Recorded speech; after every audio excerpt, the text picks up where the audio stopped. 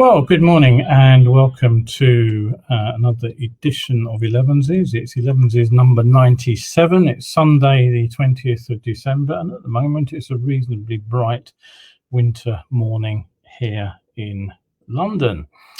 All right, what have we got for you today on today's show? Well, we've got the news that London and parts of eastern and southeastern England have all gone into Tier 4, along with Wales. New restrictions too in Scotland. UK police are getting speed guns with a 750 metre range. We'll have a quick look at the 2021 Guzzi V7 because I quite like the bike. And today's better biking tip. This wasn't intended to be a better biking tip, but it's a look at some of the worst advice I've seen yet online. So grab yourself a brew, sit yourself down, and don't forget, if you want to ask a question, if you have a comment on any of the things that I'm talking about today, drop me a line via the comment stream and I'll get back to you at the end of the show. And Cheryl's looked in and said good morning. So hi there, Cheryl, nice to see you. Right, okay, so let's start with the rather depressing news that we're into yet another version of lockdown. What's the problem? Well, a new coronavirus strain spreading rapidly across southeast England, which is believed to be around 70% more transmissible, and that could increase the R rate by 0.4 or more. And basically what that means is that the current tier system has been ineffective at slowing it. And that's the reason, basically, with no warning, London, parts of the southeast and east England entered Tier 4 last night, an entirely new level of tougher restrictions. Now, for us in Tier 4, Christmas has been scrapped. For the rest of England, the relaxation of the rules has been severely curtailed. So basically just Christmas Day is now your kind of day off, partial day off. Wales and Scotland have also enacted tough new restrictions. Wales will be placed under lockdown from as of midnight last night, and all festive plans are limited to Christmas Day only. Scotland has announced a strict travel ban with the border closed to the rest of the UK, festive bubbles only to be allowed on Christmas Day, and level 4 restrictions in place from Boxing Day.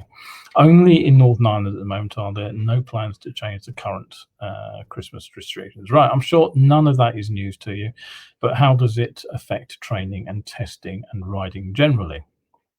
Well, not surprisingly, the sudden reversal of Boris's Merry Little Christmas that he was talking up so enthusiastically at PM question time on Wednesday has caught the DVSA rather on the hop.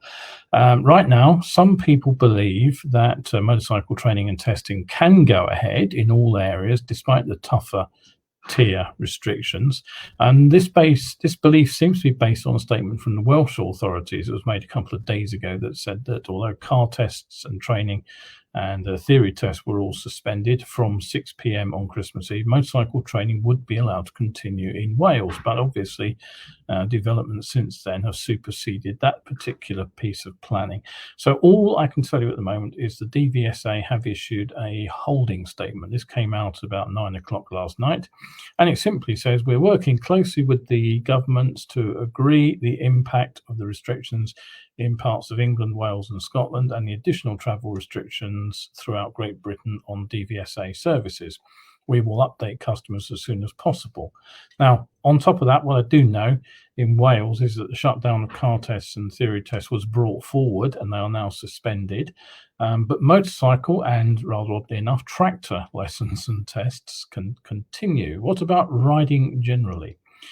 Well, I assume that the rules would be very similar to those under the previous lockdown, which basically, taken from the .gov.uk site, says that you're not allowed to meet indoors with friends or family unless they're part of a support bubble or your household, and you must not leave or be outside your home except where you have a specific purpose or a reasonable excuse. Reasonable excuse includes working where you cannot work from home, going to the shops that are permitted to stay open in your area, but you should stay local, education and training, although once again, we wait to discover what defines training in terms of motorcycling, visiting people in your support bubble, exercise and recreation, either alone or with one other person from your household or support bubble or who doesn't belong to your household. And again, the instructions remind you to minimize time outside and stay 2 meters apart unless you're wearing something like a face covering. Generally speaking, I keep motorcycling and politics well apart, except where policy impacts directly on biking. But I have to say, last night's announcement leaves me utterly speechless. All the evidence presented to the government since the end of September by the SAGE group, by Indie Sage, by other experts, which incidentally is around about the time this new strain of coronavirus was first discovered, indicated that case numbers were beginning to climb rapidly. And the inevitable consequence of that would be that the number of people seriously ill enough to be hospitalized would soon be climbing as well, and that emergency departments would also be filling up. What's more, the government's own figures showed infections soaring amongst secondary school age children who have turned out to be a fairly serious, fairly major vector in the spread of the disease. So what did they do? Well, they missed the opportunity for an earlier lockdown, which could have coincided with an extended school holiday. And so basically we wasted a month in November and early December with a 4-week lockdown that didn't include schools. And as a result, it barely made a dent in the rate at which the virus is spreading. Now, throw in the new strain of virus, and what we've seen is that now the Southeast is struggling to cope with these soaring infection rates. And, you know, even when schools wanted to close themselves down, the government forced them to stay open with threats of legal action.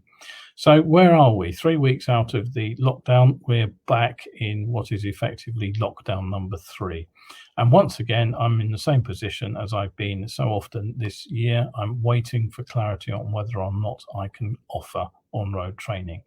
In the event that I can't, all I can say is, you know, you can support me through this really difficult time by booking a online coaching session. We can look at all the topics that I normally do on my motorcycle training courses. We can cover all the theory, which I can't do the practical stuff, but what I can do is use those theory sessions to give you practical exercises that you can take out and do for yourself on the road. Okay, so just £20 an hour for one of those, and you can stay warm and dry as you learn to. Right, okay, so all right, as having got the depressing stuff out the way, let's have a quick look at what else I've been talking about or on today's show. And that there is a group of policemen, as you probably figured out, and what they are doing is demonstrating what's described as the next generation of speed guns to appear on UK roads. Now, these have already been approved. They were approved back in June. And this latest Truecam speed gun is said to be by far and away the most advanced handheld speed gun used on UK roads. And the police believe it will make it much easier to catch and fine speeding drivers and bikers. Now, they're already in use in several areas, including by the police forces in Northumbria and Warwickshire. Other forces are taking delivery and training officers up for their use. Now, basically, the big difference with these is that compared with the previous speed gun, these can be used at night, not just in daylight. You've got a laser, which measures the distance, a digital video camera that collects evidential standard video footage, and they have a bigger screen that enables the operator to see what's going on more easily. And they basically can capture what the manufacturers describe as crystal clear images up to 1,500 meters away, which is damn nearly a mile.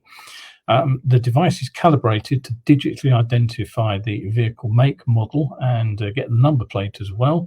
And that is has been tested and is approved for use for distances of up to 750 meters in daylight and at night. That's almost half a mile away.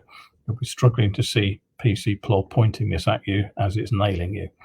The location-based information will be provided by GPS every time the camera button is triggered.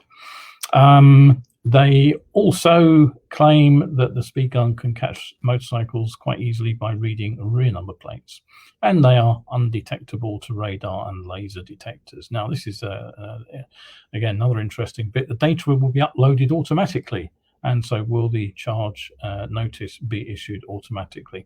So basically that cuts out vast amounts of admin as the details of these things are processed. So you needn't be stopped. You can just go past the trap without you even knowing it's there. And the first you'll know is that you'll get a notice through the letterbox. So everything that this camera produces is evidential standard, and if you should go to court because either you're disputing the reading or you are getting likely to get a ban, it'll be used in evidence. But the camera can also be used, the manufacturers say, to monitor tailgating, to watch out for drivers who might be on the phone and motorists who are failing to wear a seatbelt. And it won't be just police officers using these things. Several police forces are training up traffic special constables and police community support officers too. This is the LTI 2020 Truecam 2 speed enforcement laser with video, and it costs around £10,000 a unit. And I very much suspect the forces deploying will get their cash back sooner rather than later. Okay, so Nigel and Jack and Sue have also looked in this morning. So hi to all of you people. Nice to see you here. Don't forget, you can catch up with Elevenses every Wednesday and Sunday at 11 a.m. And if you miss the show live, it will obviously be here on Facebook, but also over there on my YouTube channel. Don't forget that UK on the end, or you'll end up with someone showing you how to start a fire with 2 sticks. Right, okay, so what's next? Well, the new bikes that tend to catch the eye of the biking press tend to be the top of the range models, the performance models, and the for example, Kawasaki talk about the 21H2, which is about to be released, and they say it's the pinnacle of motorcycle performance, creative without compromise, and demands respect, and also fastest and most powerful production motorcycle on the market. Now, what does that mean in real terms? Well, it means it's almost totally irrelevant, doesn't it? Because hardly any of us will actually ride one, let alone own one. One figure that I've seen touted on an American website is that there are only 600 of the previous models actually been sold. Whether that's in the US or worldwide, I don't know. But at the other end of the scale are sort of much more popular and much more humble motorcycles. And this is one I've always actually had a little bit of a soft spot for. It's the Moto Guzzi V7. The current model is now being updated with a huge upgrade. So this model is almost completely different from the old one. Let's have a quick look at it there. I've always had a bit of a soft spot, as I say, for Guzzis ever since I rode a Le Mans fairly soon after I started riding. I always thought they were awesome looking bikes. I remember one pulling up alongside me when I was on my 125 in London and ogling it. But when I rode one, actually, the experience didn't disappoint. Now, the bike, the old Le Mans was quirky, to say the least. It was a very odd machine in many ways, but it wasn't a disappointing riding experience. I really, really enjoyed riding it. And I have to say, why don't more manufacturers fit shaft drives? Chains may be light, they may be cheap, and they're okay, they're fine on sports bikes where you may want to change the gearing, but modern X-ring chains, although they're much more longer lasting than they used to be, they are still vulnerable in poor weather. So yeah, I've always kept an eye on the Guzzis and always had them in the back of my mind. They've just never quite built the bike again that I wanted. What I will say is, though, that the V7 appears regularly on my training courses. I suspect it's partly the new cost, they aren't too expensive, partly the retro look, if you like that sort of thing, and partly the fact that they are relatively small and light. A competitor, for example, is the Bonneville from Triumph, And the Guzzi is definitely a more manageable machine for riders who are a little bit shorter in the leg. So what's new with the latest version? Well, there'll be two versions initially, the V7 Stone and V7 Special. Guzzi described them as strong and minimalist and classic and elegant respectively. And the biggest change is going to be an 850cc motor based on the one currently found in the V85 TT model. The motor is physically larger, and somehow that improves the look of the bike to me. The previous V7, the motor was kind of a little bit hidden by the tank. It was kind of tucked away. This one is actually physically bigger, sticks out a little bit more, and has that more traditional Guzzi look. It also provides better performance and more efficiency because power is up by no less than 25%, up from 50 horsepower, which is fairly modest, to a quite respectable 64 horsepower. Torque goes up as well from 6 to 73 newton meters. That should give it a bit more shove when you twist the throttle. And the machine also revs slightly higher. Now, because of the power jump, Moto Guzzi are also going to produce an A2 compliant reduced power version. So that's good news. What else? Wider rear wheel, which carries a 150 section tyre. That apparently gives the machine better stability. The new shock absorbers are more robust and longer travel. You get that stepped saddle. New side panels and a new rear mudguard. Now, you're looking at the classic there, the Special, which has the gloss finish to the paint, chromed exhaust and wire wheels. You get that chromed grab rail too, the classic chromed headlight shell with a halogen bulb in it, and you get twin analog shocks. I quite like that. I'm a little bit less fond of the other machine. That's the Stone.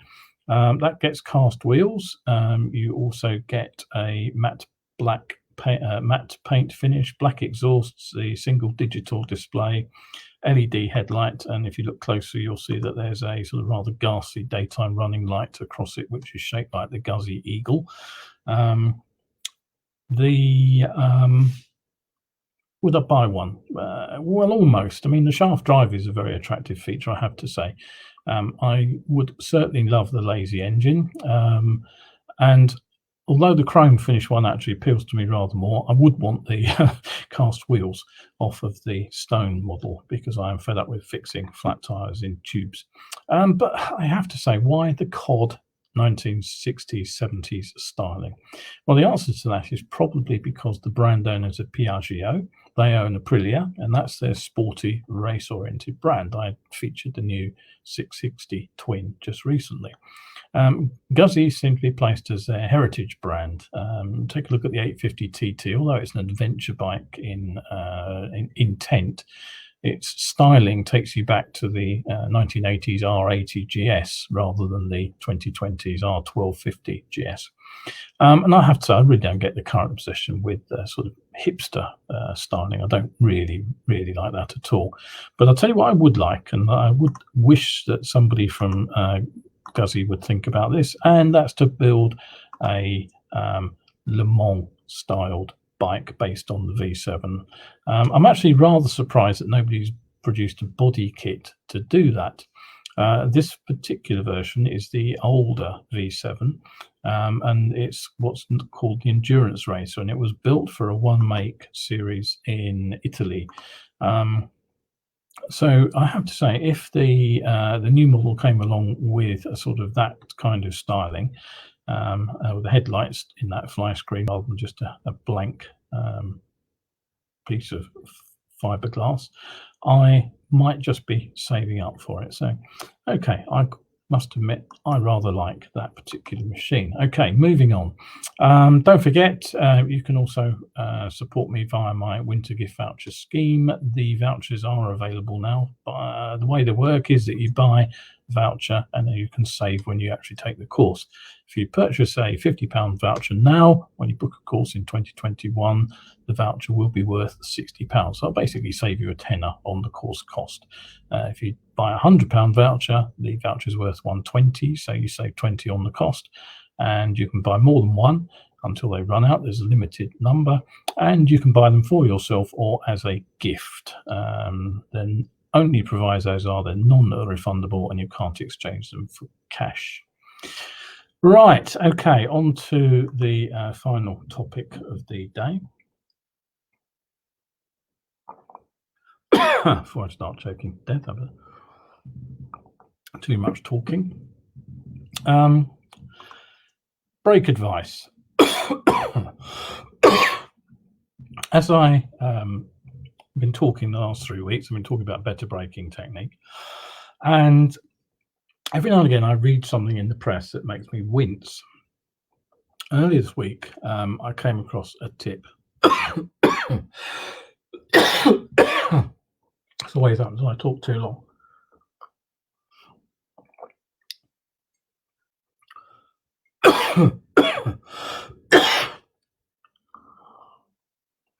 Right, try again. Earlier this week, I came across a tip on a website, purely by accident, but it was about braking, so I thought I would throw it into the Better Biking series. Now, what it does, starts conventionally, and basically explains that when we talk to ride, we're taught to consider the throttle and brakes as separate controls, and that you basically speed up by opening the throttle, and if you want to slow down, you roll the throttle away and brake if you need to by using the front and the rear brakes. And the idea is that when slowing, you do it in that order: throttle off, on brakes, all basic stuff. And the rider does identify a genuine problem, that when we're taught to reapply power, we're taught to take the brakes off first and to use the throttle separately.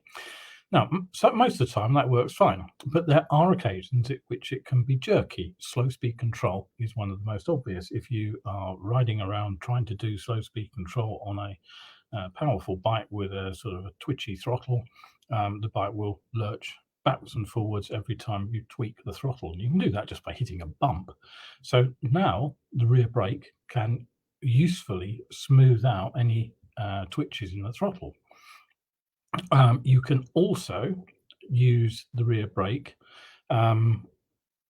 when you're opening the throttle on a bike with a poor fuel injection system. Some of the early fuel injection systems were notorious for being very much on-off, and there would be a jerk every time you open throttle. So again, one of the techniques I taught people on those earlier bikes was to use the rear brake, hold the brake down, open the throttle. When the jerk had happened, the rear brake would have damped it out, and then you could ease the brake off and accelerate away as normal. I learned that on some of the early slide carburetted bikes as well, back in the 70s. It was a technique I used to use on those. You can also use it to control wheel spin on a potentially slippery surface. You can't stop a tyre sliding with the rear brake, but if you lose traction through putting too much power on, then the rear wheel will spin on a slippery surface. If you've got the rear brake on, it will stop the wheel spin. It might still slide sideways if you're cornering, but you will prevent the wheel spin. It's basically a budget form of traction control. But then I read something that really made me sit up and take note, because he suggested that we did the same when slowing down. What he actually suggested was that we maintained a steady throttle, but at the same time squeezed the brake lever and the brake pedal against it. And he gave a for instance, and what he said was approaching sharp bends, progressively squeeze the brakes against a steady throttle, and then begin rolling off the throttle as you continue to squeeze the brakes, avoiding rolling throttle all the way off. And what he said was the rider should feel the weight of the bike smoothly transfer from front to rear. And what he says is the brakes and throttle are overlapped, working together as one control. And the argument he advances for this is that there's some kind of push me, pull you tension, stabilizing the chassis while providing the option to seamlessly add more brake or more throttle as desired without any chassis disruptions. Well, the risk should be blindingly obvious. Unless the rear brake is totally cancelling out your throttle, you're trying to balance two forces operating in different directions at opposite ends of the motorcycle. You have drive at the rear wheel, which is trying to push the bike forward, and you have braking force at the front wheel, which is trying to slow the bike down. They're working against each other rather than with each other. And sooner or later, something will give.